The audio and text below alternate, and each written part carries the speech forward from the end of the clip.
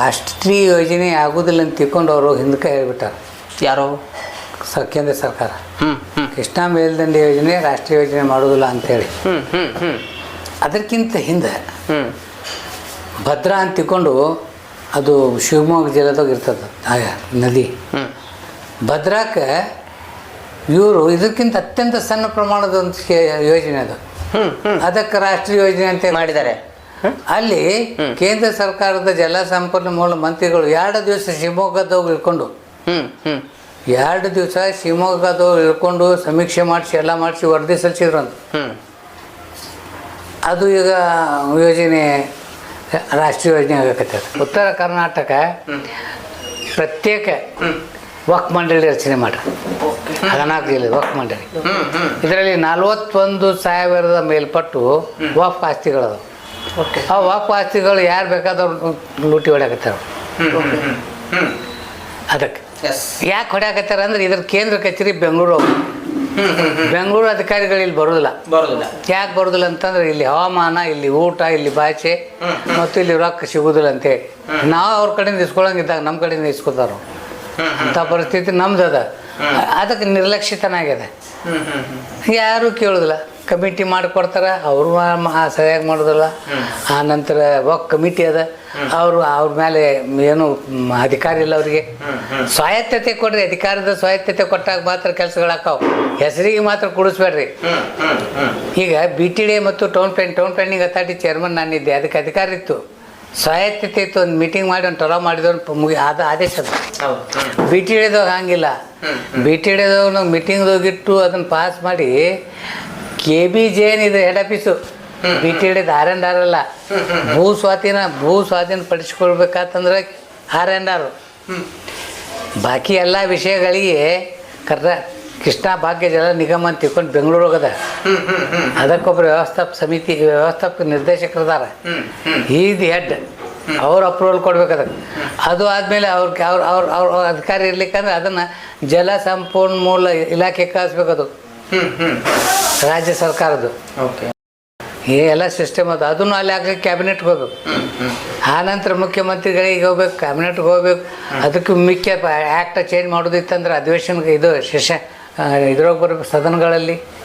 ಅದು ಪ್ರೊಸೆಸ್ ಭಾಳ ಅದ. ಅದು ಅದಕ್ಕೇನೈತಿ, ನ್ಯಾಷನಲ್ ಹೈವೇದವರು ಎಲ್ಲೇ ಸ್ವಾಧೀನ ಪಡಿಸ್ಕೊಳ್ಳೋ ಪ್ರಕ್ರಿಯೆ ಇರ್ತದೆ ಅಲ್ಲಿ ಅಸಿಸ್ಟೆಂಟ್ ಕಮಿಷನರ್ ಅದಕ್ಕೆ ಭೂ ಸ್ವಾಧೀನ ಅಧಿಕಾರಿಗಳು, ಭೂ ಸ್ವಾಧೀನಾಧಿಕಾರಿ ಅಂತ ಇರ್ತಾರೆ. ಅವ್ರಿಗೆ ಅದು ಅವ್ರು ಇನ್ಚಾರ್ಜ್ ಇರ್ತಾರೆ ಅದಕ್ಕೆ.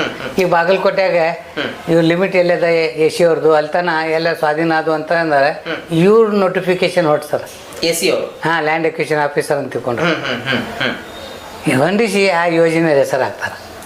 ಈಗ ಅವ್ರಿಗೆ ದುಡ್ಡನ್ನ ಪರಿಹಾರ ಅದೆಲ್ಲ ಕೊಡೋದು ಯಾರು ಅಂತ? ಅದು ಪರಿಹಾರದನ್ನ ಕೊಡೋಕೆ ಅದಕ್ಕೊಂದು ಅಕೌಂಟ್ಸ್ ಆಫೀಸರ್ ಬೇರೆ ಇರ್ತಾರೆ. ಇದು ಸ್ವಾಧೀನ ಪ್ರಕ್ರಿಯೆ ಅಷ್ಟೇ. ಸ್ವಾಧೀನ ಪಡಿಸ್ಕೊಂಡು ಇಷ್ಟು ಎಕರೆ, ಇಷ್ಟು ಇಂಚು, ಇಷ್ಟು ಫುಟು ಅಂತ ಮಾಡಿ ಅಂತ ಕೊಡ್ತಾರೆ ರಿಪೋರ್ಟು ಸಂಬಂಧಪಟ್ಟ ಮೇಲಾಧಿಕಾರಿಗಳಿಗೆ.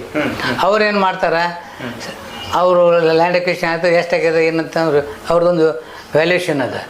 ಆ ವ್ಯಾಲ್ಯೂಷನ್ ಪ್ರಕಾರ ಅದರಲ್ಲಿ ವಿಶೇಷವಾಗಿ 2013 ಭೂ ಸ್ವಾಧೀನ ಕಾಯ್ದೆ ಪ್ರಕಾರ ಅದನ್ನು ಮಾಡಬೇಕು. ಭೂ ಸ್ವಾಧೀನ ಕಾಯ್ದೆ ಏನು ಹೇಳ್ತದಂದ್ರೆ ಕೇವಲ ಕೃಷ್ಣಾ ಮೇಲ್ದಂಡೆ ಯೋಜನೆಗೆ ಮಾತ್ರ ಸೀಮಿತವಾಗಿಲ್ಲದು. ಯಾವುದೇ ಸ್ವಾಧೀನ, ಅದು ಜಮೀನು ಇರಲಿ, ಮನಿ ಇರಲಿ, ಯಾವುದೇ ಯೋಜನೆ ಇರಲಿ, ಸ್ವಾಧೀನ ಪಡಿಸ್ಕೊಳ್ಳಾಕತ್ತೀರ ಅಂತಂದ್ರೆ ಆ ಕಾನೂನು ಲಾಗು ಮಾಡಬೇಕು. ಆ ಕಾನೂನು ಪುನರ್ವಸತಿ ಪುನರ್ನಿರ್ಮಾಣ RRIP ಹೇಳಿದ್ನಲ್ಲ ತಮ್ಮ, ಆ ಹಿನ್ನೆಲೆಗೆ ಅವ್ರು ಸ್ವಾಧೀನ ಪಡಿಸ್ಕೋಬೇಕು. ಆ ಆ್ಯಕ್ಟ್ ಪ್ರಕಾರನ ಸ್ವಾಧೀನ ಪಡಿಸ್ಬೇಕು. ಆ ಆ್ಯಕ್ಟ್ ಪ್ರಕಾರ ಅವರಿಗೆಲ್ಲ ಅನುಕೂಲತೆ ಮಾಡಿಕೊಡು. ಈಗ ಹೈವೇ ಆಫೀಸ್ ಅಂತ ಇರುತ್ತೆ ಹೆಂಗ್ರಿ? ಇಲ್ಲ, ನೋಟಿಫಿಕೇಶನ್ ನಿಮ್ದೇನು ಸರ್ವೆ ನಂಬರ್ ಇರ್ತದೆ ಆ ಪ್ರಕಾರ ನಿಮಗೆ ನೋಟಿಸ್ ಕೊಡ್ತಾರೋ. ಆ ನೋಟಿಸ್ ಅಲ್ಲದ AC ಆಫೀಸ್ನ ಅವ್ರು ನಿಮ್ಮನ್ನು ಕೇಸ್ ವರ್ಕರ್ ಇರ್ತಾರೆ, ಅವ್ರು ಕಾಪಿ ಕೊಡ್ತಾರೆ. ನ್ಯಾಷನಲ್ ಹೈವೇದವರು ಬರ್ತಾರೆ. ಅವ್ರು ಪಾಟೀಲ್ ಅಂತ ತಿಳ್ಕೊಂಡು ಒಬ್ರು ಎಕ್ಸಿಕ್ಯೂಟಿವ್ ಇರ್ತಾರೆ, ಬಿಜಾಪುರದಾಗ ಇರ್ತಾರೋ. ಅವ್ರು ಬರ್ತಾರೆ, ಒಳ್ಳೆಯದಾರ ಕೇಳಿದ್ರೆ ಬರ್ರಿ ಅಂದ್ರೆ ಬರ್ತಾರೆ. ಅವರು ಬಂದು ಸಮಸ್ಯೆಗಳನ್ನ ಕೇಳ್ತಾರೆ. ಇದು 16ಕ್ಕೆ ಇಲ್ಲೊಂದು ಕಾರ್ಯಕ್ರಮ ಆಗ್ತದೆ ಬಾಗಲಕೋಟೆಯಲ್ಲಿ. ಇದನ್ನು ಯಾರು ಕುರಿತು ಮಾತಾಡ್ತಾರಂದ್ರೆ ನಮ್ಮ ಶಾಸ್ತ್ರೀಯ ಕನ್ನಡ ಭಾಷಾ ಪರಿಕಲ್ಪನೆ ಮತ್ತು ಪಠ್ಯಗಳ ಕುರಿತು ವಿಶ್ರಾಂತ ಕುಲಪತಿ ಹಿರಿಯ ವಿದ್ವಾಂಸ ಬೆಂಗಳೂರಿನ ಡಾಕ್ಟರ್ ಮಲ್ಲೇಶ್ವರಂ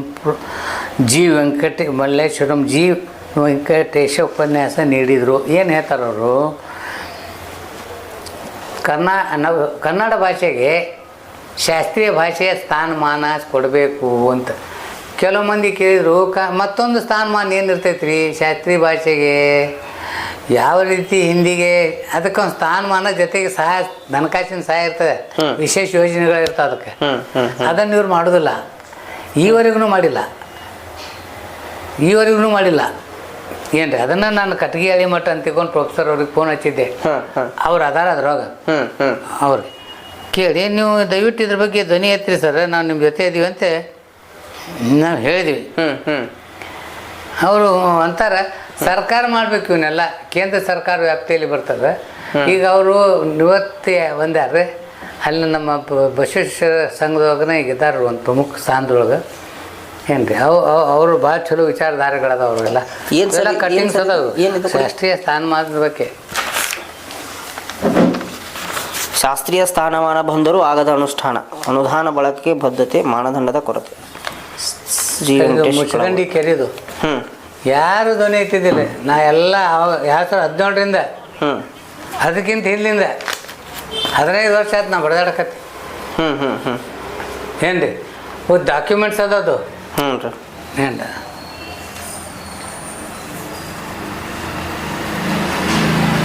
2019ಕ್ಕೆ ನಾನು ಒಂದು ಈ ಅರಣ್ಯ ಪ್ರದೇಶಗಳು ನಾಶ ಆಗಾಕತ್ತಾವಲ್ರಿ, ಸುಡುವುದು, ಆ ನಂತರ ಪ್ರಾಣಿಗಳ ಕೊಲೆ, ವನ್ಯಜೀವಿಗಳ ಕೊಲೆ ಆಗಾಕತ್ತಲ್ಲ, ಇದು ರಕ್ಷಣೆ ಆಗೋದಿಲ್ಲ. ಒಂದು ಬಡಗಿ ಹಿಡ್ಕೊಂಡು ಫಾರೆಸ್ಟ್ ಗಾರ್ಡ್ ಹೊಂಟಂದ್ರೆ ಅರಣ್ಯ ಲೂಟಿಕೋರು ಇದು ಮಾಡೋದಿಲ್ಲ, ಅವ್ನು ಗುಂಡಿಗೆ ಕೊಲ್ಮಿರ್ತಾರೆ ಹೆಚ್ಚು ಕಡಿಮೆ ಹಾರಾಡಿದ್ರೆ. ಇಂಥ ಪರಿಸ್ಥಿತಿಯಲ್ಲಿ ನಮ್ಮ ಅರಣ್ಯಗಳನ್ನು ನಾವು ರಕ್ಷಣೆ ಮಾಡ್ಕೊಳ್ಳಿಕ್ಕೆ ಸಾಧ್ಯತೆ ಇಲ್ಲ. ಅರಣ್ಯ ರಕ್ಷಣೆ ಆಗಬೇಕಾದ್ರೆ ಕೇವಲ ಸೈನ್ಯಾಡಳಿತ ಅರಣ್ಯ ಪ್ರದೇಶಗಳು ನಮ್ಮ ದೇಶದಲ್ಲಿ 2 ಲಕ್ಷ ಚದರ ಕಿಲೋಮೀಟ್ರು ಅರಣ್ಯ ಪ್ರದೇಶ ಅದ. 2 ಲಕ್ಷ ಚದರ ಕಿಲೋಮೀಟ್ರು ಒಟ್ಟ ಅರಣ್ಯ ಪ್ರದೇಶ ಅದ. ಇಷ್ಟಕ್ಕೊಂದು ಸ್ಕೀಮ್ ಒಂದು ಇದನ್ನ ಮಾಡಕ್ಕೆ ಬರೋದಿಲ್ಲ ನಿಮ್ಗೆ. ಈ ಅರಣ್ಯ ಡಿಪಾರ್ಟ್ಮೆಂಟ್ ಬ್ಯಾಡ ನಮಗೆ, ಬೇಕಾತಂದ್ರೆ ಅವ್ರು ಕ್ಲರಿಕಲ್ ಕೆಲಸ ಮಾಡಕ್ಕೆ ಇರಲಿ. ಬಟ್ ಇದರ ರಕ್ಷಣೆ ಸಲುವಾಗಿ ಇದನ್ನು ಬರೆದೆ ನೋಡ್ರಿ ನಾವು 2017 ಬಂದು. ಅರಣ್ಯ ಪ್ರದೇಶ ಸೈನ್ಯಾಡಳಿತಕ್ಕೆ ಅದೇ ರೀತಿ ದೊಡ್ಡ ಇದ್ರಾಗ ಹಾಕಿದ್ರು. ಮತ್ತು RSSದವ್ರು ಹೇಳಿದ್ರು ಕೂಡ ನಾವು ರಾಷ್ಟ್ರದ ಅರಣ್ಯ ಪ್ರದೇಶಗಳನ್ನು ಸೈನ್ಯಾಡಳಿತಕ್ಕೆ ವಹಿಸಲು ಮನವಿ. ಓಕೆ. ಮತ್ತೆ ಯಾರು ಚಲೋ ಹೇಳ್ತಾರೆ, ಭಾಗವತವ್ರು ಒಂದು ಹೇಳಿಕೆ ಹೇಳಿದ್ರು, ಅದನ್ನು ಸ್ವಾಗತ ಮಾಡಿದ್ವಿ ನಾವು. ಅವ್ರು RSS ಆಧಾರ ವಿರೋಧ ಮಾಡಲಿಲ್ಲ ನಾವು. ಏನ್ರಿ ಭಾಗವತ್ ಹೇಳಿಕೆಗೆ ಸ್ವಾಗತ. ಗೋವಾದಾಗ ನಮ್ಮ ಕನ್ನಡಿಗರಿಗೆ ಅನ್ಯಾಯ ಆದಾಗ ಅದನ್ನು ಹೇಳಿಕೆ ಕೊಟ್ಟಿವಿ ನಾವು. ಗೋವಾ ಕನ್ನಡಿಗರಿಗೆ ರಕ್ಷಣೆ ನೀಡಲು ಒತ್ತಾಯ. ಸಂಯುಕ್ತ ಕನ್ನಡದಾಗೂ ಬಂತದು. ಓಕೆ. ಭಾಳ ಅದ ಸರ್. ಈಗ ಮತ್ತು ಕೃಷ್ಣ ಮೇಲ್ದಂಡೆ ಯೋಜನೆಗೆ ರಾಷ್ಟ್ರೀಯ ಯೋಜನೆ ಮಾಡ್ತೀನಿ ಅಂತ ತಗೊಂಡು ಮಣ್ಣಿನ ಕೊಡು ಇದ್ರೊಳಗ ಅಧಿವೇಶನದಾಗ ಹೇಳಿದರು. ಮನ್ನಿ ಅಧಿವೇಶನದಾಗ ನಾನು ಕೇಳಿದೆ, ನಾನು ರಾಷ್ಟ್ರೀಯ ಯೋಜನೆ ಆಗೋದಿಲ್ಲ ಅಂತ ತಿಳ್ಕೊಂಡು ಅವರು ಹಿಂದಕ್ಕೆ ಹೇಳ್ಬಿಟ್ಟಾರೆ. ಯಾರೋ ಕೇಂದ್ರ ಸರ್ಕಾರ ಕೃಷ್ಣ ಮೇಲ್ದಂಡೆ ಯೋಜನೆ ರಾಷ್ಟ್ರೀಯ ಯೋಜನೆ ಮಾಡೋದಿಲ್ಲ ಅಂತೇಳಿ.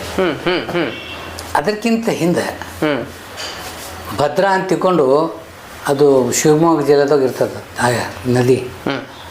ಭದ್ರಾಕ್ಕೆ ಇವರು ಇದಕ್ಕಿಂತ ಅತ್ಯಂತ ಸಣ್ಣ ಪ್ರಮಾಣದ ಒಂದು ಯೋಜನೆ ಅದು, ಅದಕ್ಕೆ ರಾಷ್ಟ್ರೀಯ ಯೋಜನೆ ಅಂತ ಮಾಡಿದ್ದಾರೆ. ಅಲ್ಲಿ ಕೇಂದ್ರ ಸರ್ಕಾರದ ಜಲಸಂಪನ್ಮೂಲ ಮಂತ್ರಿಗಳು 2 ದಿವಸ ಶಿವಮೊಗ್ಗದವ್ರು ಇಳ್ಕೊಂಡು 2 ದಿವಸ ಶಿವಮೊಗ್ಗದವ್ರು ಇಳ್ಕೊಂಡು ಸಮೀಕ್ಷೆ ಮಾಡಿಸಿ ಎಲ್ಲ ಮಾಡಿಸಿ ವರದಿ ಸಲ್ಲಿಸಿದ್ರಂತ. ಅದು ಈಗ ಯೋಜನೆ ರಾಷ್ಟ್ರೀಯ ಯೋಜನೆ ಆಗಕತ್ತದ. ಇದು 30 ಲಕ್ಷ ಎಕರೆ 3 ಲಕ್ಷ ಎಕರೆ ಜಮೀನು ಏನಪ್ಪ ಅಂತಂದ್ರೆ ಅದಕ್ಕಿಂತ ಮೇಲ್ಪಟ್ಟು ನೀರಾವರಿ ಆಗುವಂಥ ಯೋಜನೆ ಇದು. ಮತ್ತು ಈ 14 ಜಿಲ್ಲೆಗಳಿಗೆ ಶುದ್ಧವಾದ ಕುಡಿಯುವ ನೀರು ಪೂರೈಕೆ ಆಗುವಂಥ ಯೋಜನೆ. ಅದೇ ರೀತಿ ಬೇರೆ ಉದ್ಯಮಿಗಳಿಗೆ ಜಿಂದಾಲ್ ಆತು ಇಂಥ ದೊಡ್ಡ ದೊಡ್ಡ ಏನು ಉದ್ಯಮಿಗಳು ಅದಾವಲ್ರಿ, ಅವ್ರಿಗೇನಪ್ಪ ಅಂತಂದ್ರೆ ಇವರು ನೀರು ಕೊಡ್ತಾರೆ, ಹ್ಮ್ ಹ್ಮ್ ಅದನ್ನು. ಹ್ಮ್ 4ನೇದು ವಿದ್ಯುತ್ ಪೂರೈಕೆ, ಹ್ಮ್ ಅದನ್ನು ಕೂಡ ಮಾಡ್ಕೊಳ್ಳೋಂಥ ಯೋಜನೆ ಇದೆ. ಇದಕ್ಕಿಲ್ಲ, ಅದು ಕೇವಲ ನೀರಾವರಿ ಅಲ್ಪ ಪ್ರಮಾಣದ್ದು. ಎಲ್ಲಿ ಐತ್ರಿ ಅದು? ಅದು ಶಿವಮೊಗ್ಗ ಹತ್ರ ಭದ್ರಾ ಅಂತದ. ಹಾಂ ಹಾಂ ಹಾಂ ಅದು ಓಕೆ.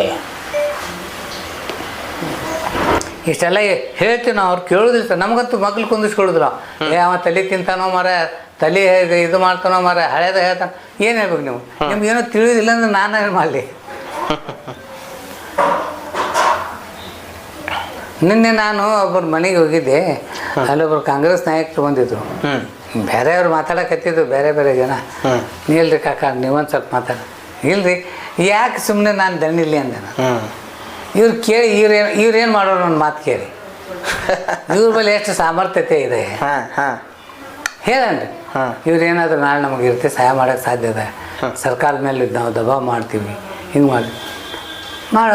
ಅವರು ಕೇಳಿದ್ರು, ಭಾಳ ಚಲೋ ಹೇಳಿದ್ರಿ, ಭಾಳ ವಿಷಯ ನಿಮ್ಮ ಅದು ಅಪ್ರಿಷಿಯೇಷನ್ ಬೇಕಾಗಿಲ್ಲ ನನಗೆ. ನಾಲ್ಕು ಬಡದು ಹೋಗ್ರಿ, ಅದನ್ನು ಮಾಡ್ರಿ. ನನ್ನ ವೈಯಕ್ತಿಕ ಇಲ್ಲಿದು. But I want to say that ಇದು ಸಾರ್ವಜನಿಕರ ಸದುದ್ದೇಶದಿಂದ ಆಗಬೇಕು. ನಮ್ಮ ವಿಚಾರಧಾರೆಗಳು ಸಾರ್ ದೇವ್ರು ಹೆಂಗೆ ಸಾಗಿಸ್ತಾನ. ನಾನು ಇವತ್ತು ಉಪವಾಸ ಬಿದ್ದಿಲ್ಲ, ನಮ್ಗೆ ಮೆಂಬರ್ ಇಲ್ಲ, ಚೇರ್ಮನ್ ಇಲ್ಲ ಅಂತ ತಿಳ್ಕೊಂಡ್ರು. ಅದೇ ರೀತಿ ನಮ್ದೇನು ಒಳ್ಳೆಯ ಭಾವನೆ ನೀವು ಇಟ್ಕೊಂಡು ಕೆಲಸ ಮಾಡಿರಿ. ಅದರಲ್ಲಿ ನಿಮ್ಮ ಇಚ್ಛಾಶಕ್ತಿ ಬಾಳ್ಬೇಕು. ಇಚ್ಛಾಶಕ್ತಿ ಇರ್ಲಿಕ್ಕಂದ್ರೆ ಯಾವುದೂ ಆಗೋದಿಲ್ಲ. ಈಗ ನೋಡ್ರಿ, ನಾನು 3 ಗಂಟೆಗೆ ನಾನು ಬಿಟ್ಟಿಡಕ್ಕೆ ಹೋಗ್ಬೇಕು.